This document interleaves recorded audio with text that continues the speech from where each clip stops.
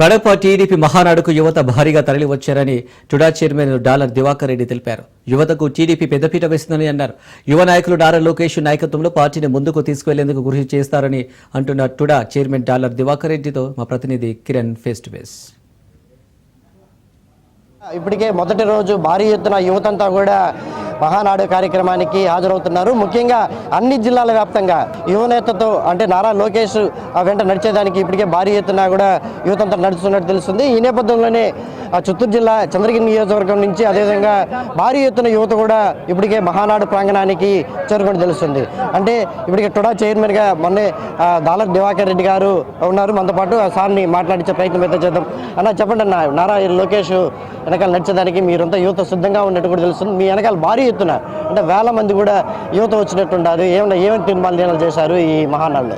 ఈరోజు మా యువ నాయకుడు నారా లోకేష్ గారి ఆధ్వర్యంలో అతని అడుగుజాడలో నడవాలని చెప్పేసి నాతో పాటు రాష్ట్రం మొత్తం యువత అంతా కూడా తపన పడే రోజులు చూస్తున్నాము.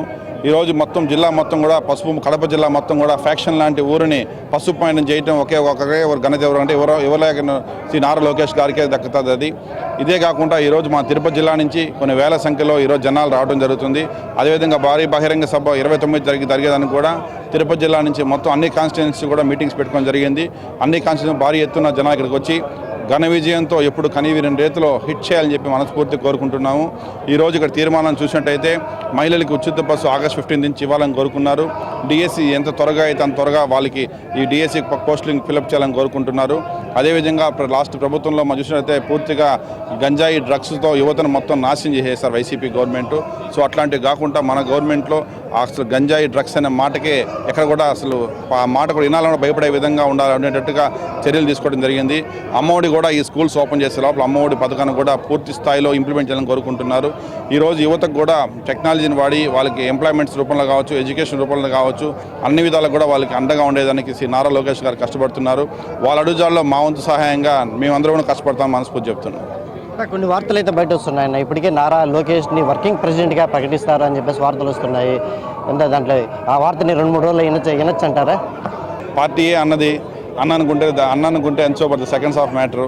సో కాబట్టి అట్లా నాయకుడు వస్తే సంతోషపడే వ్యక్తి మొట్టమొదటి వ్యక్తిని ఉంటాయని చెప్పి మనస్ఫూర్తి చెప్తున్నాను. ఇది మొత్తం మీద డాలర్ దివాకర్ రెడ్డి కూడా నారా లోకేష్ వెనకాలే నడుస్తారు. ఈ నేపథ్యంలోనే యువత కూడా భారీ ఎత్తున ఇప్పటికే కడపలోని ఈ మహానాడు ప్రాంగణానికి చేరుకుంటారు. అయితే ఈ 3 రోజుల పాటు జరిగే ఈ మహానాడు ప్రాంగణానికి యువత అధిక సంఖ్యలో ఇక్కడికి చేరుకుంటుంది. అయితే పూర్తి స్థాయిలో ఇంకా రాబోయే కాలంలో కూడా యువతరానికి సంబంధించి ఎక్కువగా ఈ మహానాడులో హామీలు తీర్చుకోవడం, అమలు చేయడం పనులు మాట్లాడే ప్రయత్నమే అయితే చేస్తారని చెప్పేసి కూడా డాలర్ దివాకర్ రెడ్డి గారు చెప్పే పరిస్థితి అయితే కనిపిస్తుంది. Camera person Ramanath, Raj news, Kiran, Kadapa Mahanadu నుంచి.